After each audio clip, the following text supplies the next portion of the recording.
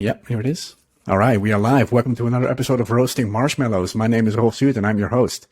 So ask someone what marketing is and they will often tell you, hey, it's all about advertisements and catchy slogans. And maybe they even continue to describe a scene from Mad Men, the Netflix hit series.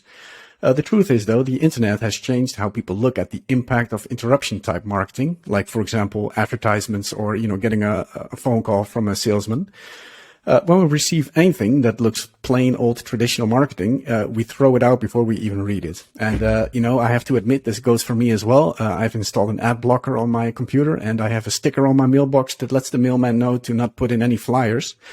I even avoid watching movies on the public channels because I just, don't like to be interrupted by commercials. So how should you do your marketing in today's world? Luckily for us, we are roasting some marshmallows with Ruth Plater, CEO and founder at Radial Path, digital marketing mastery for the fast-moving global tech and telco industries. Ruth has played a fundamental role in helping small to medium-sized businesses with a focus on the tech space, revolutionize their brand and marketing activities, scale sales teams, increase customer acquisition and loyalty, and prepare for growth. She's helping propel small to mid-sized enterprise, but also startups to their next commercial level. Welcome, Ruth. Hi, nice to be here. Hey, did I pronounce your last name correctly? You did, Plater. That's great. All right, nice. Sometimes Platter, right? But but you did it well. Don't worry. Then I assume there will be two T's in there. So yeah, and you would be correct. So yeah, but not everyone knows that, right? So you did well. You get extra points for that. All right, nice. That's cool. And of course, I'm not here alone with Ruth. I'm joined today by regulars on the show, Sylvester and Panche. So Sylvester, I guess I'll start with you. How are you doing? Pretty great, actually. I'm looking forward to learning all about marketing, although I've learned a lot yesterday as well in a webinar from Radial Path. But I think we've got some great topics. And I think it's going to be a nice follow-up to the stories we heard about startups and that they need to focus on marketing. And this time we actually get to hear what marketing actually is all about. So, yeah. Cool. All right. And of course, Panche Gastiowski. Hello. All the way from Macedonia still on vacation. Or, well, not vacation, but combined a bit, I guess. Sort of workation. Yeah, I'm still flying back tomorrow into the Netherlands. And this is not one of our standard topics that we cover here on the Roasting Marshmallows. So it's quite interesting to have a bit of a more diverse audience with a diverse background. So curious. Yeah. Why and why do you think it's not a general topic for us then? Because I mean, marketing in a company is always an important topic, right? Well, maybe I can also ask that question. Why is it not a general topic for us? Because we don't really discuss it, at least not on the podcast that often. So most of the topics that we cover here are either technical, process-driven, people-driven. Yeah. But I suppose also the same trend would apply for doing proper marketing, should also be people-driven and product-driven as well. So we haven't kind of gone yet fully for full circle, probably on not enough in that sense. All right. Podcast. So I'm kind of curious. Which areas are we going to discover today with Ruth? Yeah. Well, I'm really curious as well. So Ruth, maybe you could give us a small introduction about what it is that you do. Yeah, sure. And I think, just to pick up on what you said there, because it is important for any business, especially a startup as well. And it should be people focused, right? I mean, marketing, the core of marketing is empathy, putting yourself in the shoes of the people that you want to do business with, right? And actually quite often that gets forgotten. And it's likely not a topic that comes up often for people outside of marketing. Mm-hmm. And that's because I think a lot of people can do a bit of marketing and most people will turn their hand to it and give it a go, right? I mean, everyone can do social media pretty much, not at an advanced and specialist level, but you can at least set up your own profiles and get going with things. So there's very basic things that can be done. But beyond that, it can get quite complicated. And Rolf, you mentioned, that it's hard. I mean, you kind of described yourself there as a typical consumer, right? It's known by marketers everywhere now that it's it's much harder now to get the attention of any kind of consumer, whether it's B2C or B2B. We have so much information and stuff thrown at us every day. It becomes a bit overwhelming. So we get this kind of, situation where we've got digital overwhelm as individuals. We're getting marketed at as business professionals. We're getting marketed as our personal persona, whatever that is. Based on tracking of websites that we visit and things that we view and download and all that kind of thing. And so as marketers now, and what Radial Path focuses on is really trying to simplify that complex landscape for marketers now, especially in the digital sphere. And really, if you're not doing digital, you're not doing marketing these days, right? Because, direct mail, the days of direct mail and, outdoor media where you post things, unless you're a massive brand, you're not really doing it. So it's simplifying that digital landscape for marketers. We work in tech and we talk about digital transformation all day long with our clients and the solutions that they provide. But it applies to marketing and sales as well, and transforming marketing and sales. Is it consumer focused, or you're more focused on marketing towards other businesses, B2B stuff? So at Radial Path, we're more B2B. It's tech solutions, so it's a complicated message. It's usually technical audiences or people who are involved, in product around those solutions, or selling those. It's a technical sale as well. They're selling those solutions. So really for us, it's keeping on top of the terminology in the industry, the types of messaging and language to use, and understanding that as well as then. Sorry. Oh, yeah, sorry. I was just wondering, do the same challenges apply? Like, for example, I describe myself I don't want to be bothered with commercials and all this stuff. Is it the same challenges for B2B? Because I guess businesses have a bit of a different... Oh, okay. It's the same. It is in a different... It's the same, but in a different way, right? It's different channels. It's different types of approaches and tactics that are going to be used. But we're still shutting down as individuals to all kinds of messaging coming our way. So if you have the same message, or it's, as your competitor, if you don't differentiate very well, and that's basic marketing, right? If you don't differentiate from the competition, and have a solid brand, both visually and in the story that you tell, you're going to struggle anyway, even with more traditional marketing methods. But particularly now, you really need to stand out. And that doesn't mean you have to have, something like Compare the Meerkat and some crazy kind of marketing that consumers have, although I think we can learn a lot from B2C marketing in that sense. It just means that you need to tell a good, authentic story and present that visually in a nice way that quickly and efficiently grabs the attention of who you're trying to get in front of. And you can do that on digital channels for B2B. And I see a lot of very corporate, very boring, very blue branding and marketing, right? Because it's safe. And I think people, when it's B2B and it's corporate, people do tend to go a bit safer. But I would always encourage people to try and go a little bit more dangerous on stuff, because it will have the better impact, right? So this was quite interesting. I mean, a few things of what you were just mentioning is it feels as if B2C is sort of the more innovative field for marketing trials and errors, because I guess you're more broadcasting. Maybe the amount of audience is bigger, essentially, that you're reaching than in B2B.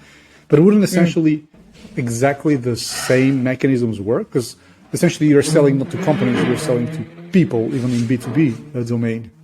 Yeah.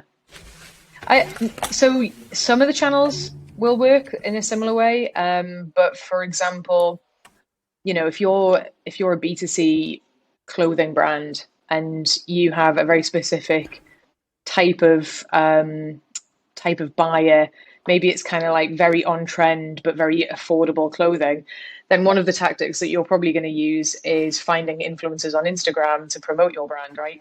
Probably not going to do that in B2B. But that's not to say you couldn't do it in a sort of PR sense, right? So the equivalent to that is reaching out to media and analysts and getting people to do podcasts like this and videos and things like that. So it's just knowing your audience and also what's appropriate for what you're promoting, and then selecting the channels and how you get the message out in that way. But yeah, I mean, we're all using LinkedIn on business, in business terms, probably less technical people than commercial people, but it's still the biggest database for B2B, globally. Twitter and Facebook and all those other ones are also being used for B2B, and Facebook and Instagram are particularly reasonable on pricing. So they're good for retargeting and things like that. So you can use similar channels just with a different purpose and different tactics. Okay, so let's say I'm using not myself as an example here, but let's say you're a small company, right? And you've heard about this thing called marketing. Mm-hmm. What's the first thing you would recommend them to do, other from calling Radial Path, of course, right? But let's assume I want to do something myself. What's the first thing you would recommend? So if you're starting from scratch, I would take an honest look at your website, at your story. And that's always a good place to start, and also your audience, right? So really every time I sit down and do marketing, it's looking at the foundations of that, right? Because if they're a bit shaky, everything else is going to be a bit more difficult. So if your story isn't quite nailed down yet, if you're not 100% sure of your audience, and that might be that you have a good idea, but you also want to test out some stuff, that's fine. But you should at least have the basic knowledge of who your audience is.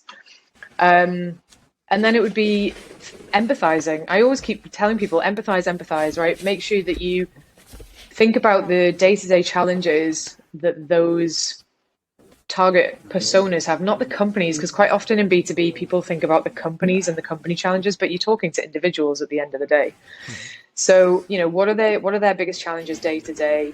How does your value proposition, what you provide as a solution, how does that help them get over those challenges? And really that's your why, like, why do you exist? And you can kind of summarize that as, what is it you do? Why do you exist? And who should care, right? They're the three basic things that you should really cover off. And if you can't answer those questions, the rest of it's going to be really painful. So that's what I would start with.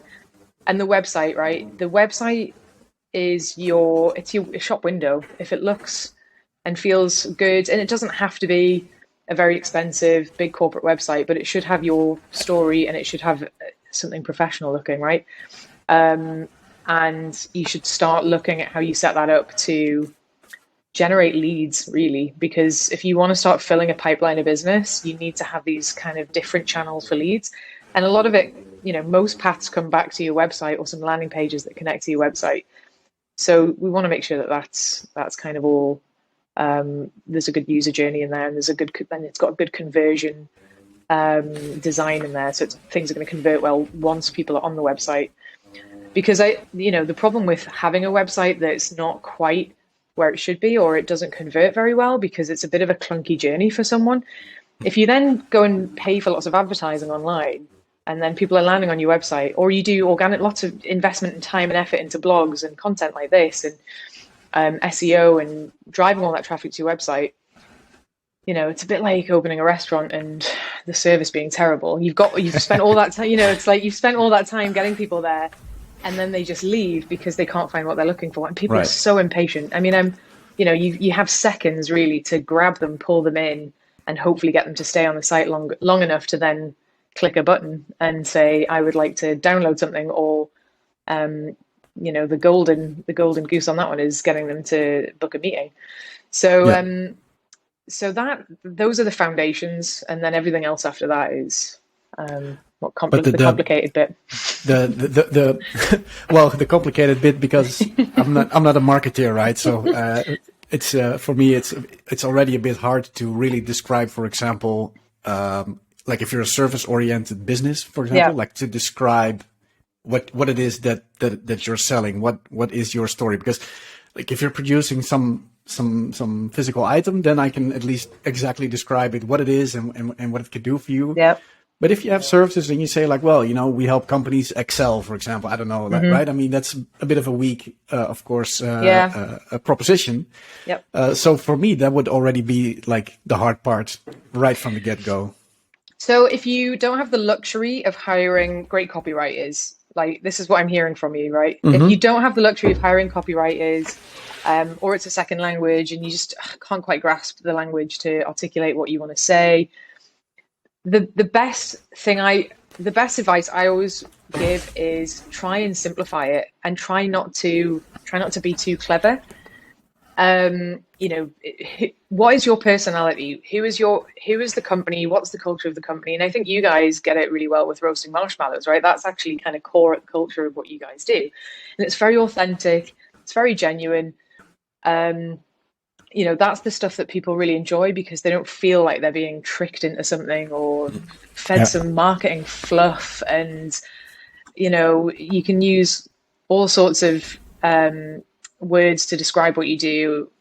We make businesses excel and whatever, it's more like supercharge this and it's been done to death and people read it all over the place, and it's kind of just like nonsense language that is used to fill and try and professionalize, I think, language.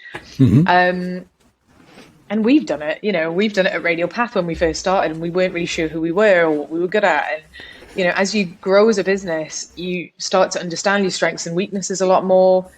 You start to, the company itself starts to get a personality based on the culture, which is usually, based on something that's come down from the founder and then filtered down through everyone else. And, you start to get a feel for what that is. And I think that if you can start to shape that into the language somehow and just be honest about what you do and what problems you solve, that's a very good starting point. And actually, I think people appreciate just that basic, like, honesty, right? This is what we do. These are the problems we solve. Should we have a chat? And I think, more often than not, I just see people going, oh God, I can't do marketing and I definitely can't write. Like, writing is such an emotional thing for people when they feel that they've got to tackle something. Writing, it can get people quite wound up. And I'm actually not a natural writer. It's just I've done marketing for so many years now that I've taught myself how to be a writer without having a natural ability in it. But that's because it's what I do. But for everyone else, it's really hard. And it's, I just think if you get the basics down, it's so much easier. And then if you want to get someone who's really brilliant at copywriting to really make that, stand out, then brilliant.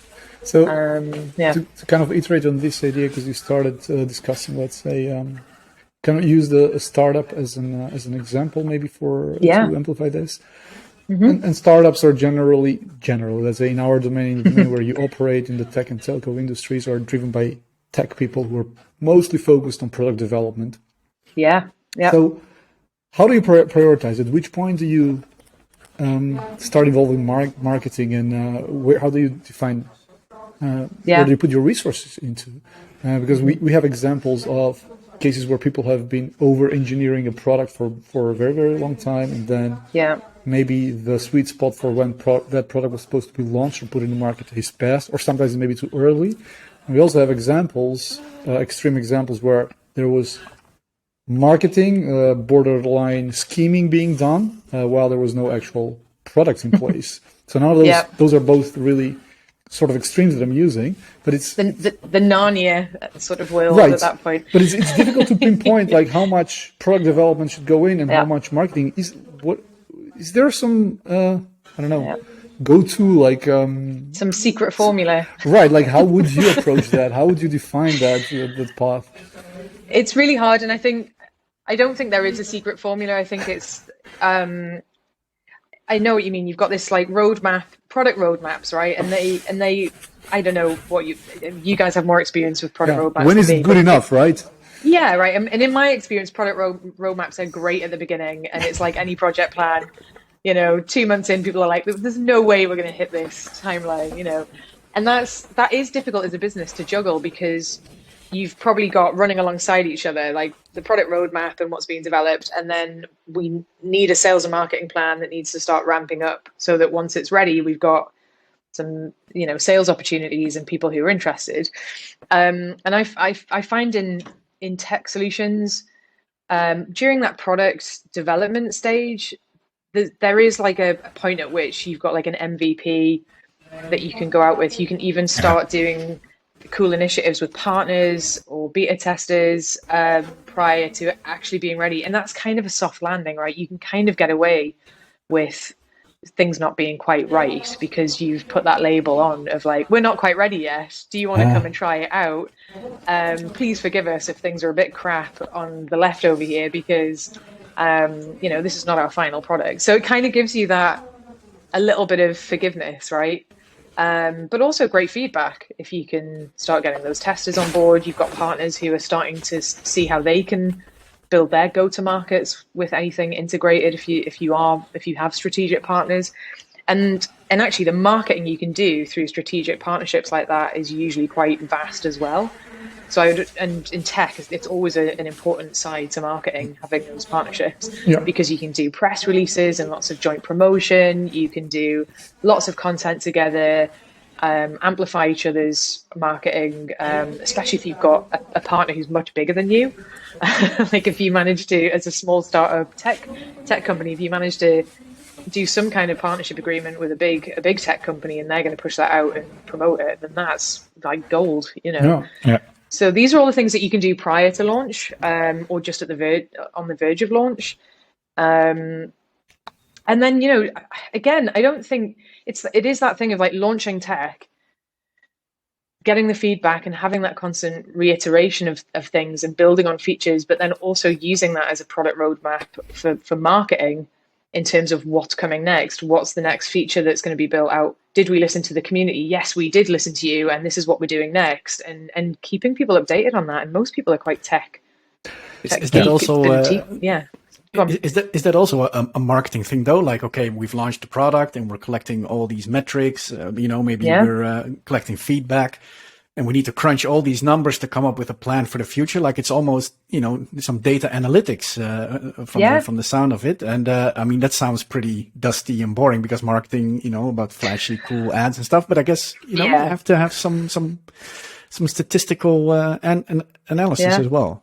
Marketing's become really geeky in the sense that it's like it's data and art. It's science and art now, which is they're quite often conflicting, and that's why I think a lot of marketing directors, even as well as startup founders and things, are just so intimidated by this new way of doing things a lot of the time because they've got to grapple with digital marketing and all the different ways that you have to do that now to personalize instead of just blanket marketing. You can't batch and blast anymore because no one will pay attention. So you've got to get really granular on your messaging, really granular on your channels. You've got to kind of target people at different points in their journey and then retarget them. And this is the way you convert. And then you've got to worry about all the data that you accumulate as part of that, either your analytics across all these different platforms that you have to consolidate, or in a CRM that you've also got to set up in a way that is managing and handling leads and data in the way that you want it to be managed, that's GDPR compliant. It's so much. But that data, especially with a tech like a SaaS or something, one of the other areas that gets neglected quite a lot with startups is the onboarding process, right? Because they give it, and they've got the freemium model, try it for free. Hopefully you then upsell them and they get a subscription. And actually what happens if there's not a good onboarding and after sales process, is that they just fall off. And investors in particular don't want to just see that you've got thousands of free users on the platform. They want to see active users. So having an onboarding process that sort of goes, have you tried this? We've noticed that you've not activated this part of your account yet, or whatever it is really critical. And there's some really cool tools for doing that. And I think a lot of software companies will build those in anyway, but there's actually some off-the-shelf ones that you can use. Intercom are great, for example.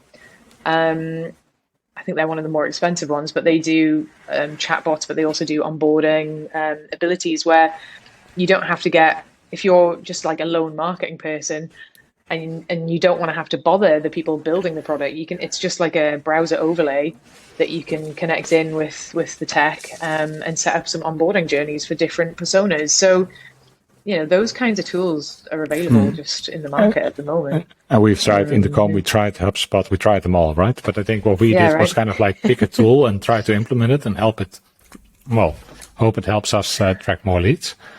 But I think what you're saying is that there's more to it. You need to do the whole thing in order to make it happen. You need to track people. You need to retarget. And I think loads of people set up HubSpot and things like that as well, and then they just don't know what to do with it, or they don't have the time, right? It's not even that they couldn't do it. It's just that they don't have the time to sit and focus on it, because they take a bit of learning and things as well. But yeah, I mean, there's lots of tutorials and things for these platforms. It's essentially if you know what to look for, Yeah, right. And if it's something that you're interested in doing. Yeah, of course. Because one of the things that we often hear in clients that we talk to is that often there is sort of a dispute or not communication or a rivalry going between on their tech teams, IT people, and sales/marketing teams. Yep. Where does that come from? There's also conflict between sales and marketing. It's just everyone fighting. Right. So, okay, maybe you can help us clarify, like, because I mean, like IT people develop product, and the product is useless if it doesn't sell. And from my perspective, my experience, maybe you have a different experience. I hope you do have a different experience, but doing sales is like the most difficult thing to do.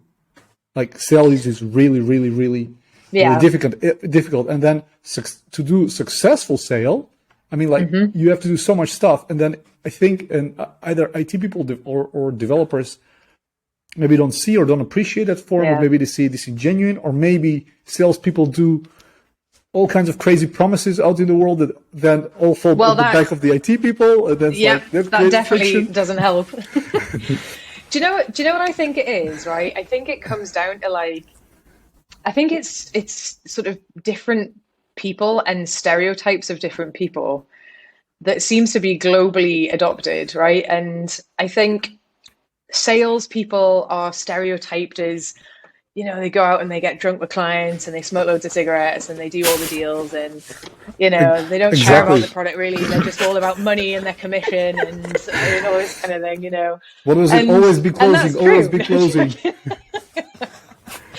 And that's some of it's true, depending on which salesperson you're talking to. But it is really, I mean, selling technical solutions, it's not transactional, right? It's usually very consultative. They're usually the good salespeople in our tech space, in our space in technology. The good ones, they go out and they accumulate knowledge about what they're selling so that they get more respect from the technical people, and they're usually selling to technical people as well. And I think as well, from the technical person point of view, they get stereotyped as, introverts sitting in a dark room coding. Which is kind of like polar opposites, right? You've got the extrovert salesperson, like giving it all this, and then you've got the introvert tech person who just likes to code and hug their computer. So it's, I think it stems from that. And then marketing are just sort of caught in the middle somewhere, and they just get blamed for the salespeople not hitting their target because their leads were crap, right? It's the easiest excuse for salespeople is to blame marketing. So marketing and sales are quite often in that sort of blame game with each other. I think good organizations, though, really sort of work to align sales and marketing. There's usually someone I would say the best way to manage that, actually, and this is probably at bigger companies once you start to get a marketing department and a sales department, but having someone in the middle of that, the glue really, that's gathering requests from salespeople, because salespeople constantly have requests. I need this one pager. I need this product guide. The website's rubbish. Like I need this kind of slide deck. I need these templates. This one prospect over here who nobody knows whether it's a good prospect or not has asked me to build out a whole library of content that they need to hand out to their board or whatever. So gathering all those requests throughout the organization, I think, is the easiest way. If you've got someone who's like the custodian of that, who can gather all the requests for all this content and all these campaigns, and then see who is actually asking for the most things and start there. Like sometimes it's as simple as that. Like we're getting most of our requests are for a slide deck about the company. The next lot of people are asking for one pages on these specific products as a priority. And then you can start just kind of chipping through that as a marketing person or a marketing department. And then the alignment with tech, like it's really important as well that you get the feedback from sales as a marketing person, because they're speaking to the customers and they start to, without realizing it, salespeople start to adjust their own language and phrases and terminology based on the reactions they get face to face with people or on a phone call and what resonates the most. So if you can capture that somehow as a marketing person, then that's gold as well. And equally, the salespeople will be and should be speaking to the tech team because they need to understand the products, and the product people are essential to that in terms of giving marketing people and salespeople probably marketing people, all the information about a product that they need, so that they can then extract what they need. But if they just have little bits, and I always see this, trying to get the information about the product, what it does, what the features are, what the benefits are, that for some reason just always seems a bit painful with tech solutions. So here's a radical idea. Or shall I say it, or will you say it? Yeah, no, go. Okay, what if we no longer have sales departments or marketing departments or dev department, but we have teams, product teams, which within the team you have the development people, you have the product owners, you have marketing person, you have a salesperson, and they have no other option but to work with one another to make that product a success. I'm totally up for that. That's kind of how we work at Radial Path, if I'm honest, and then we just build out another team. We have our specialist technical people. We're all in like one office space, and it's very flat hierarchy. That's why I look like a teenager, not a boss. And we work together, and the salesperson is very close to everybody in the business and understands everything that's going on. Here's everything that's going on. Here's the challenges we have. I agree with that completely.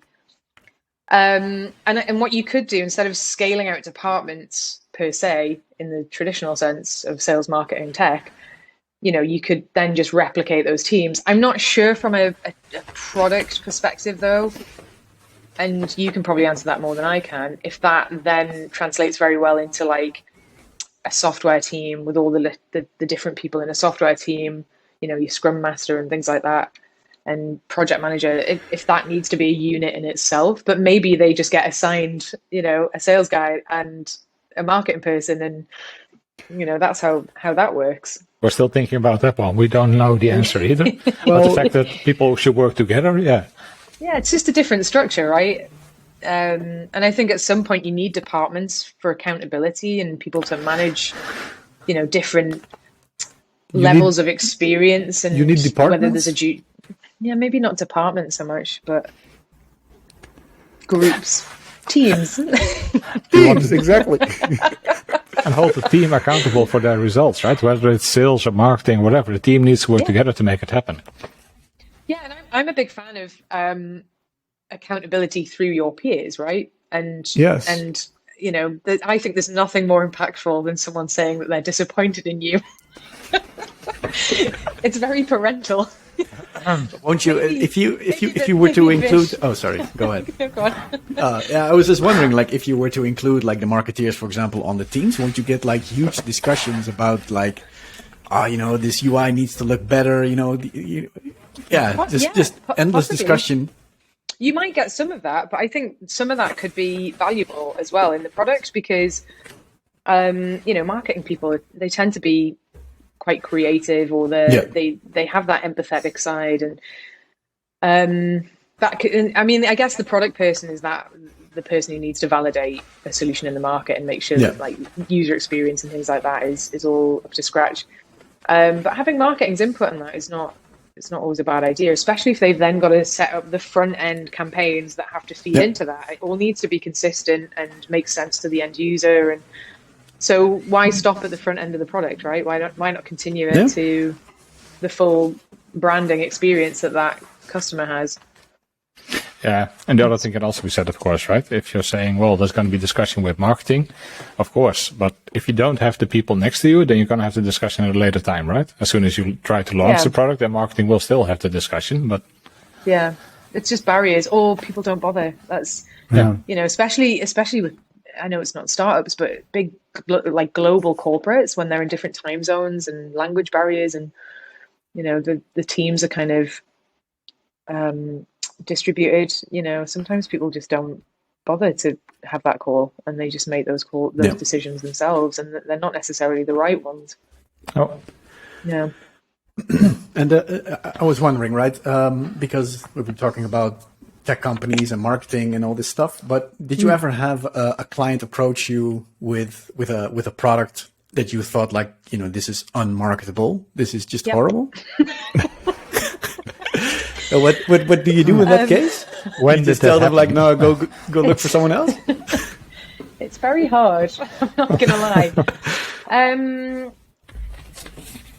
I think it's just having an honest conversation, and I think it's not that do you know what? It's not that products haven't been.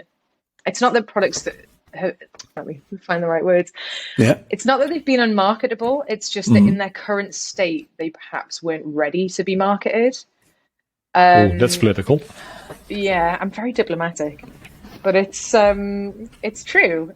Because I think you can package most things. There might not be as high demand for something as the next product, but if people have got so far and there is some form of a business that's making revenue, then it's not that bad, right? But if they're trying to get to the next level of something, or they're trying to achieve the next round of investment or whatever, and there's some fundamental issues, or we're just finding that the way that it's messaged or positioned is just completely wrong, then we've definitely had those honest conversations. Whether people want to hear it or not is another thing, because it's people's babies, right? You're calling people's babies ugly sometimes, and that doesn't go down well always. So finding the right way to be that honest is quite tricky. But I don't think that's a challenge just for an agency. I think that's a challenge internally, and probably why marketing people fall out with tech departments. Probably another reason why salespeople fall out with tech departments, because the sales guy doesn't care what people think of him. They're very loan shark types of people. Just bools in and goes, like, the product shit, and this feature isn't working properly, and my client said that it's rubbish, and the competitor over here has a much better feature. It's not particularly a great way of communicating with a team that's probably been working extremely hard on pushing out a product, and not really having that compassion between teams. So I think it's a difficult conversation for agencies like us with clients, but it's also a difficult conversation internally, definitely, I would say. And we've been talking about sales and marketing for quite some time now, but to me they always seem like the same department, right? And but of course, selling something versus promoting something is obviously very different. But do you sometimes get lumped into like one or the other corner? It's the same, and actually I wish people would have your opinion on that a lot more. I think people, and even people who say that they agree with that, they're still working within those siloed departments of sales and marketing. Marketing, the sole purpose of marketing is to make sales easier. Right. That's it. So they are the same. The two sides of the same coin. And marketing as well, especially now, it's not, you mentioned Mad Men at the beginning, marketing's not like that anymore. Mad Men in those days was let's do a really creative, very clever visual advertising campaign and put it on billboards, right? And they would take, it was great actually for agencies, they would take a commission of the sales that were made by that company. And it was quite simple in that way. But now what's expected of a marketing department is to almost have the sale teed up to just close. And that's what the salespeople expect. They're like, and rightly so, because they're consultant salespeople. It's not transactional stuff usually. in tech. They're very expensive usually as resources as well. So you don't want them spending lots of time chasing after dead ends and leads that aren't the right leads, and Right. wading through data to try and find that stuff. And they're not going to do it, right? They're not the kind of people, they're not built for that. They're not the right characters to do that. They're the characters to close business and schmooze people and, do all of that. That's what you want them doing. So marketing's job has become very much that almost the full cycle into the sales process, apart from the closing the business bit. So they have to be the same. Okay. Can I bring something else up? Because I've heard this myself a while back. What's the average budget that companies use to spend on marketing? Do you have some kind of percentage? So to me, this was scary, right? So that's why I'm asking. I had no clue how much money companies spent on advertising. It is, and it's a difficult place to start from, right? If you don't really know marketing, it wasn't your job before, you've set up a tech business, you need to somehow, it's like me trying to, figure out finance and tax and things when I started a business. And, what I always say to people is it should be between sort of 5 and 12% of your annual revenue, or what you want your annual revenue to be. So that's a good starting point, because it's a sort of, this is what I'm going to invest to achieve X, Y, Z. And actually, usually that's a substantial sum that you can do quite a bit with. Whether you choose to spend all of that is up to you, I think, as a business. And equally, you don't have to throw it all in at once. You can start gentle. And if you're a little bit nervous about investing in these things, because it can, be thousands of pounds, just start. It's the same with like investing in stocks and shares. I think you just need to start somewhere, right? Start putting a little bit in, see how that grows, put a bit more in. Once you gain confidence, you can start to really expand on that, and you can see what it's doing. So I think some people are just sold and they're straight in. I've done it before. Yeah. I know how it looks. I did it at my old company, or I saw the investment that we did in our old company, and I'm going to do the same in mine. For others, it's a little bit more, it's a bit more of an anxious kind of commitment. I think the bigger sort of corporate companies are spending sort of 12%. There's also this theory of, if you're a startup, you really should be investing a bit more than that, because you're getting off the ground. Yeah, no revenue. Whereas a bigger brand that's more well known in the marketplace, they will have a big proportion of budget for marketing, because they'll have no doubt massive targets, but equally they've already got lots of brand traction. Couple of variables there. It depends on the product as well, and how in demand it is, or what the competition's like. If the competition's fierce, then perhaps, for example, as one just micro example of how that can affect the budget, if you're in the data center space, cost per click on AdWords is really expensive for things like co-location London, as an example. So you might need to increase your budget just to account for that, so that you're in the game. Yeah. You mentioned the example of Madman, and that they charge based percentage from a revenue of the customer, right? Isn't that still a useful model to use?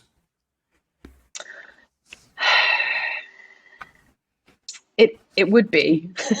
Would be. And I wish we could still do it that way, because actually, agencies used to make a killing on that model, right?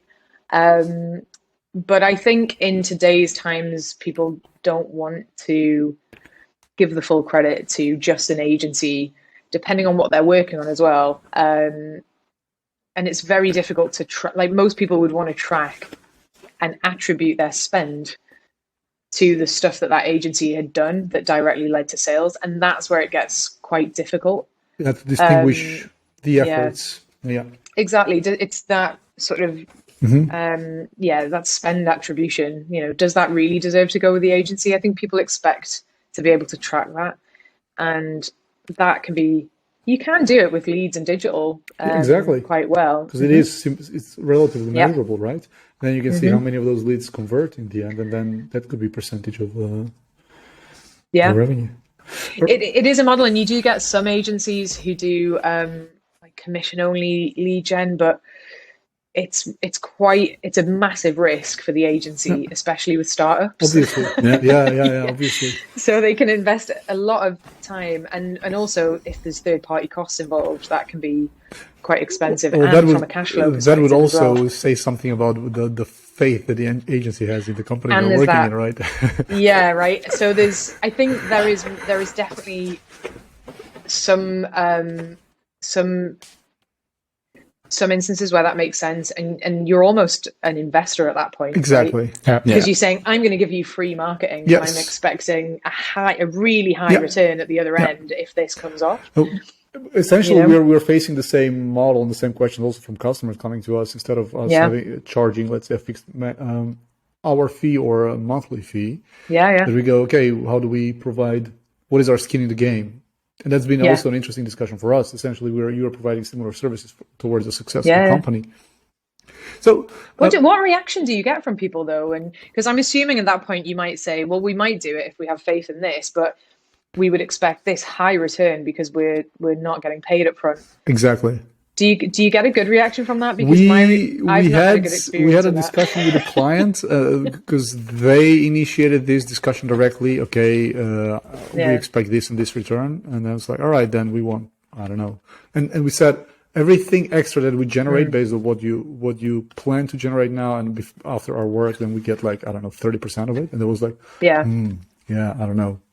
They don't like it. No. They don't like. They see it as too much of their business, but also don't seem to recognize that you're putting all the risk in. That's for some reason that offering never sits well when I pitch it to people. They just don't like it. Yeah. On their request as well. Can you do it like risk free for us at the front end? And I'm like, yeah, but I want something bigger at the end.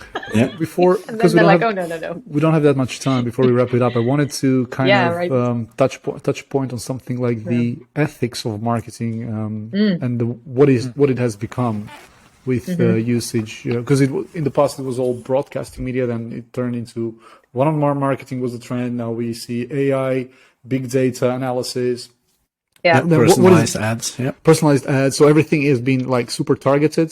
So granularly, information is, well, it's a commodity. It's become, and it's one of the most valuable possessions, I suppose, that corporations have. Yeah. Is there room for ethics in there? I think there is, and it is a currency. It's data is a massive currency now, and I think I've even seen a couple of blockchain types of models that have emerged now where you can kind of exchange your data for crypto and stuff like that. And I think, it's down to marketers to be ethical as much as they can, because it's the ones that aren't being ethical that ruin it for everyone. That's really the point here. Because the more people get spammed with stuff they don't want that drives them nuts, the more they switch off to the useful marketing, right? The stuff that is actually relevant to them and might be useful. So there's that side of it. So a sort of commitment from all marketeers to not just spam people and be lazy, really, because it's laziness a lot of the time. And then there's the data compliance side of it, which is really difficult. GDPR has so many gray areas. There's legitimate interest boxes that you can kind of throw everything into if you want to. It just depends on how corporate and legal you want to get with it, and how much risk you're prepared to take versus getting lots of good leads. So there's lots to weigh up there. And I really think it comes down to, especially in B2B, getting more and more account-based marketing. So, finding very, very tightly targeted lists of companies that are very relevant to what you do and aren't going to be totally upset with you reaching out to them to do business or to discuss a deal, because business still needs to happen. Yeah. And people still want to do business. It's just, you've got to go about it in the polite and right channels and the right ways and not annoy people. I think it really just comes down to that. And that's, if you start with that, you can build everything around that. I do think there's room for ethics and AI and things like that. Great. But all they do is really enhance what you can do as a digital marketing person to get more personalized. So it should just make it more relevant. It shouldn't destroy the ethics. It should enhance the ethics, in my opinion. Well, it will enhance whatever is already in there. So if it's ethics, if you use it for good, maybe it will enhance ethics. And if it's not, then it will enhance whatever it is that is there. Yeah. It's whether people use it for good or evil, I think. It's a tool. Yeah. So. Okay. So we're nearing the last minutes. I know you're on a clock today. I know. Sorry, guys. No. Much appreciate that you're here. I've loved this chat, though. It's great. Thanks. So do you have any remaining words or advice for companies or people listening to this? Maybe special offers that you can provide? Yeah, I mean, come and chat to us because it is complicated. What we are doing is helping, especially startups in tech, just make sense of all the marketing tech that they need as well. It's like, that in itself can be quite overwhelming. Come and chat to us about that. What do you need if you're looking to do more digital marketing? We definitely have offers for that, free setup and things like that. So come and talk to me and I'll be able to get, if you quote this roasting marshmallows episode, then I'll make sure you get your free setup. Oh, I like that. Yeah, why not? Just throwing it out there. There you go. You can have free this, free that. But yeah, I think really just don't struggle on your own, right? Some people are a bit proud of it and they kind of just forge ahead. But try and pull in some resources to help out with that. Even if it's a freelancer, there's so many freelancers as well. They're not going to do the full marketing support that we would do, or at an advanced stage. But if you've just got a bit of budget, try and engage a decent freelancer, and they'll support you with a couple of things as well, just to get you going.